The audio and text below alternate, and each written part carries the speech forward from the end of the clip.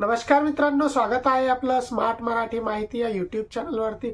मित्रांनो, RT reservation अंतर्गत right to education या अंतर्गत जे मोफत शिक्षण दिले जाते लहान मुलांना, त्यासाठीचे जे आहे ते अर्ज करायला सुरुवात झालेली आहे। आणि त्यासाठी कोणकोणते तुम्हाला कागदपत्रे लागणार, त्यासाठी वयोमर्यादा काय असणार, अर्ज कुठे करायचा आणि तुमचा त्यामध्ये सिलेक्शन कसे होणार याबाबतची संपूर्ण माहिती जी आहे ते आपण आजच्या या व्हिडिओमध्ये घेणार आहोत। तत्पूर्वी चॅनलवरती जर तुम्ही नवीन असाल तर चॅनलला सबस्क्राइब करून ठेवा, कारण अर्ज हा कसा भरायचा त्याचा देखील व्हिडिओ लगेच आपण आपल्या चॅनलवरती टाकणार आहोत। तर त्यासाठी जर तुम्ही चॅनलवर नवीन असाल तर चॅनलला सबस्क्राइब करून ठेवा आणि व्हिडिओला एक लाईक करायला विसरू नका।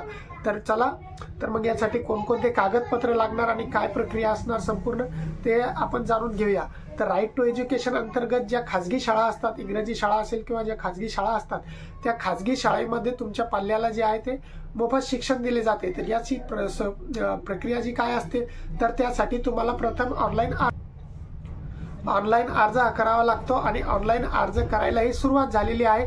ऑनलाईन करण्याची तारीख जी आहे तर 14 जानेवारी 2025 ते 27 जानेवारी 2025 ही अर्ज करायची 27 जानेवारी 2025 ही अर्ज करण्याची शेवटची तारीख आहे। तर अर्ज कसा करायचा याचा व्हिडिओ लवकरच आपण टाकणार आहोत। तर आता अर्ज करत असताना तुम्हाला जे आहे ते कोणती कागदपत्रे ही अपलोड करायची नाही आहे। अर्ज करण्यासाठी तुम्हाला फक्त बाळाचं आधार कार्ड आणि आई वडिलांचं आधार कार्ड इतके डॉक्युमेंट लागणार आणि बाळाची जन्मतारीख एवढेच डॉक्युमेंट हे तुम्हाला ऑनलाईन अर्ज करण्यासाठी लागणार आहे। तर तुम्हाला जे आहे तर ऑनलाईन अर्ज केल्यानंतर कोणकोणती कागदपत्रे ही तयार ठेवायची आहे।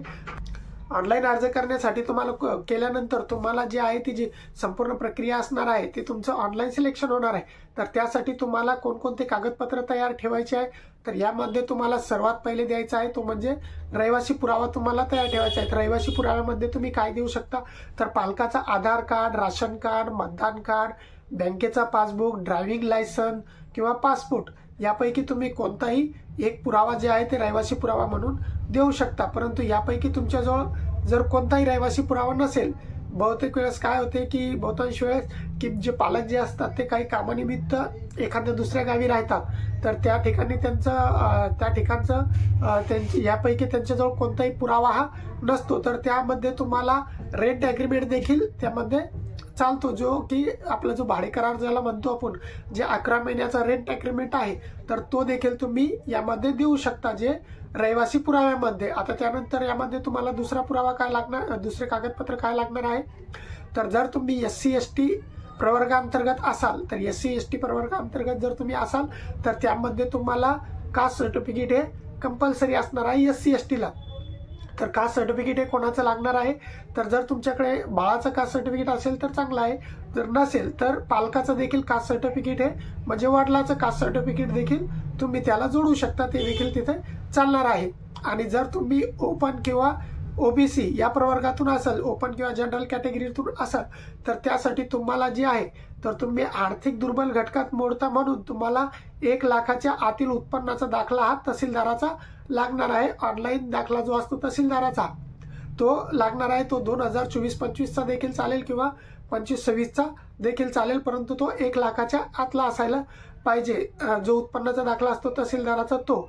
आता त्यामध्ये झाले 2 डॉक्युमेंट। आता तुम्हाला तिसरा डॉक्युमेंट काय लागणार आहे, तर तिसरा डॉक्युमेंट तुम्हाला लागणार आहे तो म्हणजे जो तुमचा पाल्य आहे, जे मुलगा जे आहे त्याचा जे आहे तुमच्या पाल्याचा तुम्हाला जन्माचा दाखला, नगरपालिकेचा किंवा ग्रामपंचायतचा, नगर परिषदेचा ऑनलाईन जन्माचा दाखला जो आहे तो तुम्हाला इथे साठी जे आहे ते तुम्हाला हे तिसरा डॉक्युमेंट लागणार आहे, जो आता आवश्यक आहे। तर जे ह्या सर्व बाबी तुम्हाला तिथे आवश्यक लागणार आहे। त्यानंतर बाळाचा एक पासपोर्ट साईज फोटो तुम्हाला तिथे लागणार आहे।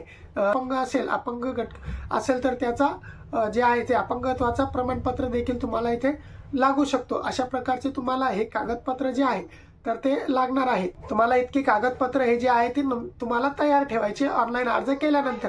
आता यामध्ये सर्वात महत्त्वाचं काय आहे ते म्हणजे आता वयोमर्यादा, तुमच्या पाल्याची वयोमर्यादा काय असायला पाहिजे तर तुम्ही अर्ज करू शकता, तर ते आपण इथे बघणार आहोत। तुम्हाला वयोमर्यादा काय लागणार आहे, तर वयोमर्यादा तुम्हाला जे आहे तर प्ले ग्रुप नर्सरीसाठी जे आहे तर तुमचं जे पाल्य आहे त्याचा जन्म हा 1 जुलै 2021 ते 31 डिसेंबर 2022 या दरम्यान झालेलं असलं पाहिजे आणि त्याचं जे आहे तर 31 डिसेंबर 2025 रोजीचे जे वय आहे ते 3 वर्ष हे पूर्ण असायला पाहिजे किंवा 31 डिसेंबर 2025 रोजीचे जे किमान वर्ष 3 वर्षाच्या वर आणि 4 वर्ष 5 महिने 30 दिवस इतके हे पूर्ण असायला पाहिजे। हे कशासाठी आहे तर प्ले ग्रुपसाठी।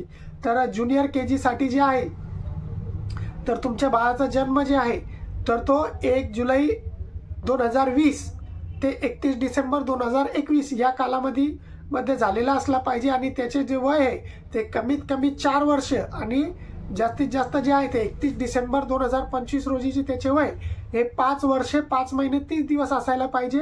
हे तुमच्यासाठी हे आहे ज्युनियर केजी साठी। तर सिनियर केजी साठी काय आहे तर जो तुमच्या बाळाचा जन्म आहे तो 1 जुलै 2019 ते 31 डिसेंबर 2020 या दरम्यानचा असायला पाहिजे आणि त्याचे कमीत कमी वय हे 5 वर्ष पूर्ण असायला पाहिजे आणि 31 डिसेंबर 2025 रोजीचे जे त्याचे वय आहे जास्तीत जास्त हे 6 वर्ष 5 महिने 30 दिवस असायला पाहिजे। हे झालेलं आहे सिनियर केजी साठी।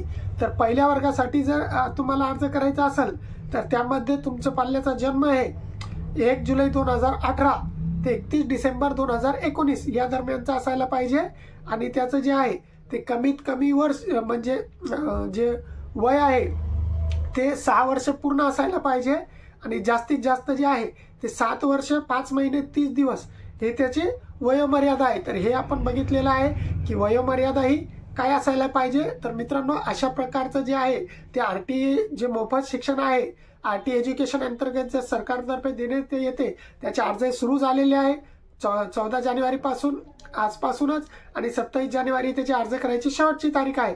तर अर्ज कसा करायचा त्याचा देखील व्हिडिओ आपण लगेच आता आपल्या चॅनलवरती अपलोड करणार आहोत। त्यासाठी चॅनलवरती जर तुम्ही नवीन असाल तर चॅनलला सबस्क्राईब नक्कीच करा आणि व्हिडिओ जास्तीत जास्त लोकांपर्यंत शेअर करा जेणेकरून विद्यार्थ्यांचा फायदा होईल। मित्रांनो जर तुम्हाला काही अडचण येत असेल तुम्हाला काही प्रश्न असतील तुमचे तर डिस्क्रिप्शन बॉक्समध्ये खाली आपल्या व्हॉट्सअप ग्रुपची आणि टेलिग्राम ग्रुपची लिंक देखील दिलेली आहे। तुम्ही तिथे मला प्रश्न जे आहे तुमचे विचारू शकता। चॅनलवरती नवीन असाल तर चॅनलला सबस्क्राईब करा, व्हिडिओला लाईक करा आणि शेअर करा। जय हिंद, जय महाराष्ट्र।